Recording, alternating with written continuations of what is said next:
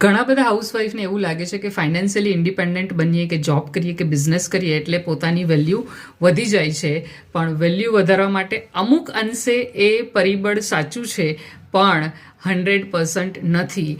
તમારા ઘરમાં જે પુરુષો કામ કરતા હોય કે તમારા હસબન્ડ કે જે પણ મેન કામ કરતા એને પૂછજો, શું તમે જ્યાં જોબ કરો છો ત્યાં આગળ તમે સેટિસ્ફાઈ છો? મોટા ભાગે જ્યાં જોબ કરતા હોય ત્યાં એમને પણ એ જ ફીલ થતું હોય છે કે એમની વેલ્યુ નથી. એટલે કે આપણે જ્યાં આગળ કામ કરતા હોય ત્યાં આસપાસ આપણી વેલ્યુ હોતી નથી. તો એની પાછળ શું જવાબદાર હોય છે? ફક્ત ફિમેલનો જ આ ઇશ્યુ નથી, મેલ સાથે પણ આ થતું હોય છે. તો ડેફિનેટલી બંનેમાં ડિફરન્સ છે, પણ 100% પોતાની વેલ્યુ ફીલ થાય તેના માટેની અલગ પ્રેક્ટિસ હોય છે. એટલે કે પોતાની સેલ્ફ એસ્ટીમ વધારવાથી વેલ્યુ વધે છે, પછી મેલ હોય કે ફિમેલ હોય, અને એ પ્રેક્ટિસ સેલ્ફ લવની કરવાથી પણ વધે છે.